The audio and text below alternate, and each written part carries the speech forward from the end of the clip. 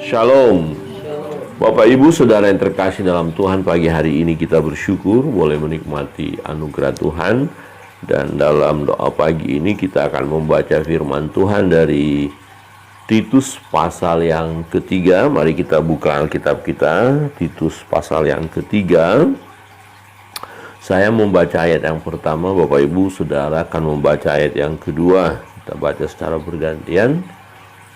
Ya, satu perikop ini ya, Titus pasal yang ketiga, pesan-pesan penutup ya, pesan-pesan penutup dari Rasul Paulus kepada Titus. Ayat yang pertama, ingatkanlah mereka supaya mereka tunduk pada pemerintah dan orang-orang yang berkuasa, taat dan siap untuk melakukan setiap pekerjaan yang baik.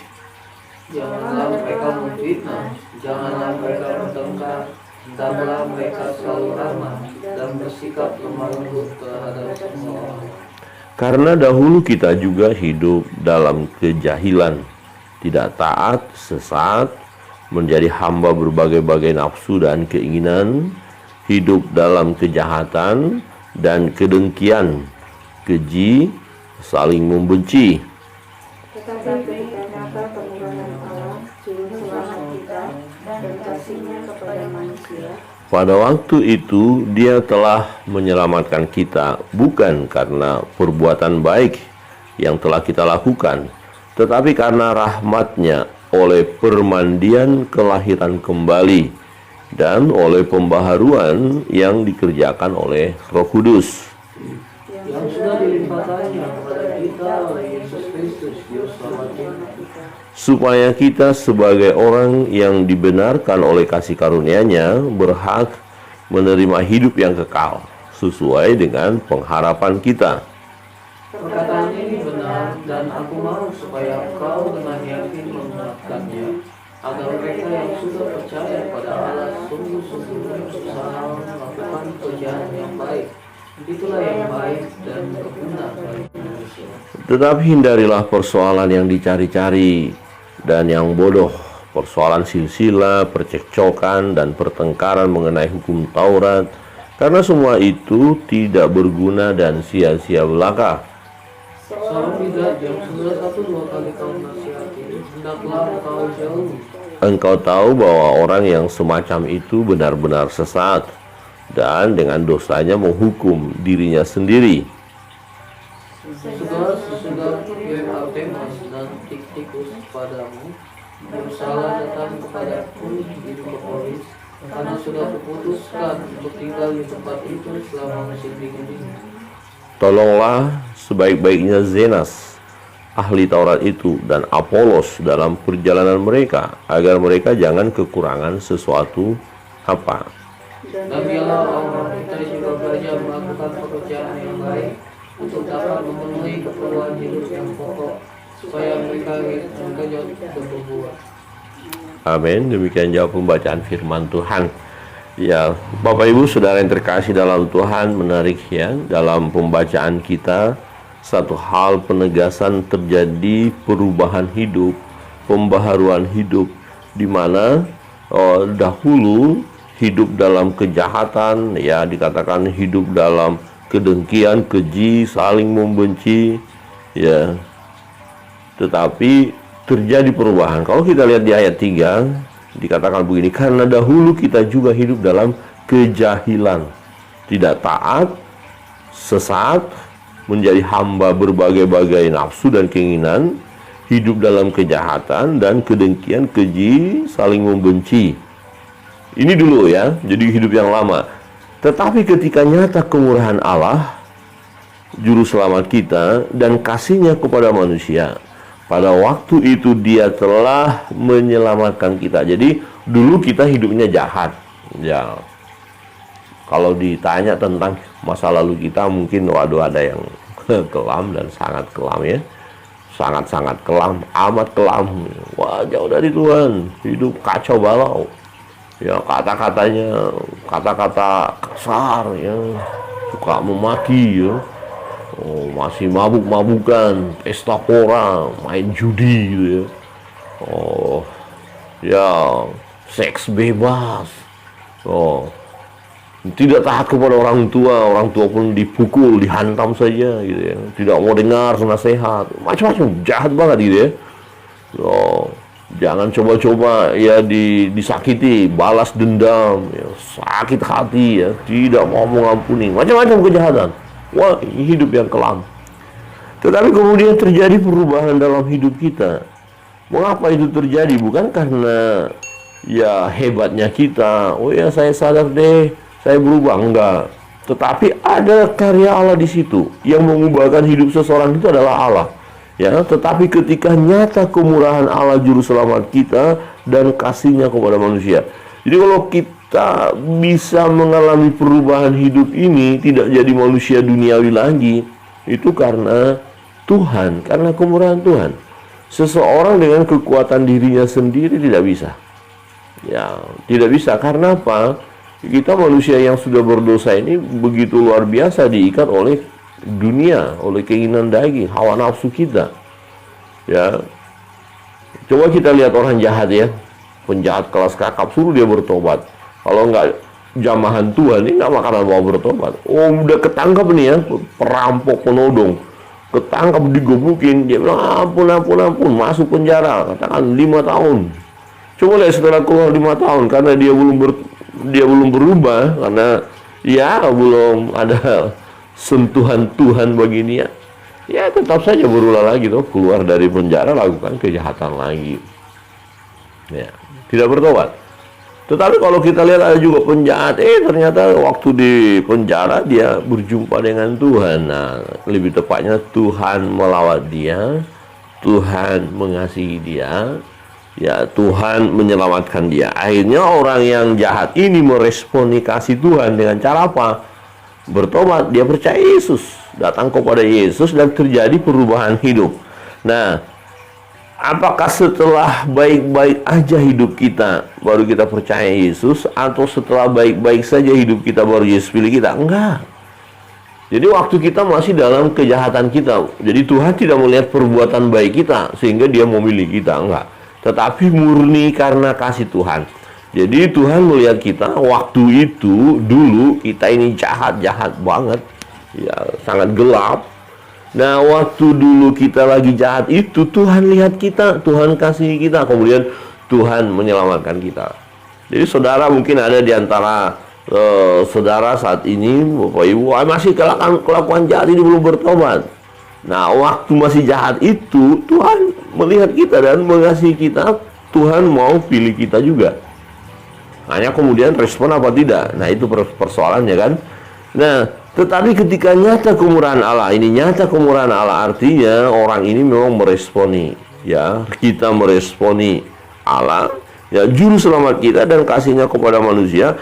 Pada waktu itu dia telah menyelamatkan kita, bukan karena perbuatan baik yang telah kita lakukan, bukan. Ya, bukan karena perbuatan baik. Oh, kalau gitu kita nggak usah berbuat baik dong, nanti dulu. Tidak seperti itu. Nah, bukti dari kita yang sudah bertobat ya berbuat baik. Jadi bukan berbuat baik ini yang membuat kita layak di hadapan Tuhan, bukan. Tapi Tuhan yang melayakkan kita. Tuhan memberikan kasih karunia-Nya kepada kita, kemudian kita bertobat. Nah, akibat dari pertobatan kita terlihatlah dari perbuatan kita. Orang ini kok berubah ya? Oh, dulu jahat banget ya, kok sekarang jadi orang baik ya? Sekarang jadi pengasih, sekarang jadi pemurah, oh sekarang jadi suka senyum, ya sekarang kok ya gampang dia menolong orang lain, ya tidak mudah sakit hati orang itu sekarang, tidak mudah tersinggung dia. Lo kok bisa mengampuni dia ya? Kok baik banget sih orang itu? Nah, kenapa kok bisa lakukan? Kok dia bisa menolong orang itu? Kok bisa membagi-bagikan hartanya? Kok bisa menolong orang yang susah? Terjadi perubahan. Dulu, waduh, jangankan menolong, di kita sapa aja, waduh sombongnya luar biasa, dia tidak mau nyahut. Dulu, kira-kira begitu. Tetapi setelah mengalami kemurahan Tuhan tadi, ya, jadi bukan karena perbuatan baik, jelas ya, tapi karena kasih Tuhan, Tuhan menyelamatkan. Jadi ada perubahan hidup. Nah, bukan karena perbuatan baik yang telah kita lakukan, tetapi karena rahmatnya, anugerahnya, berpemberiannya. Ya, rahmat itu hadiah, anugerah. Ya, jadi rahmat Allah oleh permandian kelahiran kembali. Oleh permandian kelahiran kembali artinya oleh karena kita dilahirkan kembali, oleh karena pertobatan kita. Nah, jadi kita meresponi firman Allah, meresponi Tuhan. Waktu Tuhan pilih kita, panggil kita, kita responi, kita setuju, kita datang kepada Tuhan, ya. Dan dikatakan apa? Dan oleh pembaharuan yang dikerjakan oleh Roh Kudus, yang sudah dilimpahkannya kepada kita oleh Yesus Kristus Juru Selamat kita. Nah, ada Roh Kudus dalam hidup kita. Hidup saudara yang percaya Yesus ada Roh Kudus. Roh Kudus itu yang memampukan kita untuk melakukan segala sesuatu yang baik tadi. Jadi kalau ada orang melakukan hal yang jahat, itu bilang, oh Roh Kudus pimpin saya lakukan ini ya. Ya nggak bisa bohong ya, itu bohong banget tuh. Bagaimana mungkin Roh Kudus ada di dalam diri kita, tapi pikiran kita terus kacau, perbuatan kita kacau, nggak ada perubahan. Dipertanyakan pertobatan orang itu ya. Ini satu kepastian bahwa orang yang sudah dipenuhi oleh Roh Kudus, ya terlihat dari perbuatannya bahwa hidup yang lama dia tanggalkan, dilepaskan, dan sudah mengenakan hidup yang baru. Ya, perbuatannya hal yang baru, yang menyenangkan hati Tuhan. Ya, nah dikatakan supaya kita sebagai orang yang dibenarkan oleh kasih karunia-Nya berhak menerima hidup yang kekal sesuai dengan pengharapan kita. Wah, jadi jangan ada di antara kita yang ragu, kira-kira saya mau memperoleh hidup kekal apa enggak sih? Kalau saya mati masuk surga apa enggak sih? Nah, ayat ini menunjukkan kepada kita bahwa masuk surga itu suatu kepastian, ya. Jadi jangan ragu-ragu, jangan bimbang, ya. Jangan ada yang merasa diri, wah ini susah saya nanti ya, wah saya nggak masuk surga nanti. Ya, jangan ada yang berpikir seperti itu, ya. Jadi dikatakan di sini bahwa berhak menerima ya hidup yang kekal, berhak menerima hidup yang kekal, karena kita dimeteraikan oleh Roh-Nya yang kudus. Yang punya pengertian adalah ini satu kepastian. Ya, jadi Roh Kudus itu nggak keluar masuk dalam hidup kita. Oh, hari ini masuk, oh kita lakukan yang jahat, dia keluar lagi, kemudian kita undang lagi, masuklah Roh Kudus, masuk dia. Kemudian kita lakukan hal yang jahat, dia keluar. Tidak, dia permanen. Nah, terus bagaimana waktu kita lakukan yang jahat? Karena kita kan manusia, walaupun kita ini udah bertobat ya, lahir baru, tapi kan masih ada hal-hal yang jahat yang pernah kita lakukan. Kita belum sempurna banget, ya betul. Roh Kudus tetap ada, dan disitulah Roh Kudus mengingatkan kita, menginsapkan kita akan dosa-dosa kita. Nah, kemudian dengan pertolongan Roh Kudus itu sendiri, kita menang menghadapi ya dosa-dosa itu. Jadi hidup kita ya, oleh karena kemurahan Tuhan, oleh karena kasih Tuhan, Tuhan selamatkan kita, maka masuk surga itu adalah satu kepastian. Amin. Satu kepastian. Nah, tetapi sebelum kita masuk surga, kita masih ada di bumi. Ya. Masih ada di bumi, untuk itu kita harus mengerjakan pekerjaan yang berkenan kepada Allah. Ya, jangan juga lakukan hal-hal yang lain. Ya, jangan ngurusin yang lain. Dikatakan di sini di ayat 9, tetapi hindarilah persoalan yang dicari-cari dan yang bodoh, persoalan silsilah, percekcokan dan pertengkaran mengenai hukum Taurat, karena semua itu tidak berguna dan sia-sia belaka. Ya, jadi nggak usah ngurusin yang lain, sibuk dengan urusan yang lain, tetapi kita harus lakukan hal yang benar ya. Ayat 11, engkau tahu bahwa orang yang semacam itu benar-benar sesat dan dengan dosanya menghukum dirinya sendiri. Jadi banyak kali aturan. Nah, sekarang ini kalau kita lihat ada ya, tanda kutip lah ya, gereja-gereja terlalu ya memusingkan diri dengan aturan-aturan yang harus begini, modelnya begini, harus begini ya. Sementara kehidupan tidak jadi berkat di luar sana, tapi nuansa ibadahnya dibuat sedemikian rupa seolah-olah kita sudah ada di surga ya, seolah-olah atribut-atribut ini harus menggunakan ini, harus menggunakan, wah kembali seperti perjanjian lama. Wah, jangan seperti itu, nggak perlu juga seperti itu ya kita lakukan ya, ibadah kita kepada Tuhan. Di ayat 14, dan biarlah ya orang-orang kita juga belajar melakukan pekerjaan yang baik untuk dapat memenuhi keperluan hidup yang pokok, supaya hidup mereka jangan tidak berbuah. Jadi yang intinya adalah hidup kita jadi berbuah, hidup yang menghasilkan buah. Bapak Ibu Saudara yang terkasih dalam Tuhan, kita bersyukur sebagai orang-orang yang menerima kasih Allah itu. Amin. Kita yang sudah menerima kasih Allah, jangan lagi ya hidup seperti hidup yang lama itu, tidak.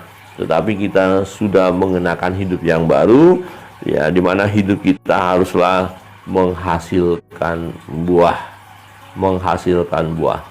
Jadi kita perlu begini, berdoa kepada Tuhan. Tuhan, sebelum aku meninggalkan dunia ini, tolonglah aku supaya aku dapat berbuah, ya, supaya dalam hidup ini ada orang-orang yang diberkati melalui hidup saya, ada orang-orang yang bertobat melalui hidup saya, ada orang-orang yang dengar tentang Yesus melalui kesaksian saya, ada orang-orang yang percaya Yesus melalui pelayanan saya.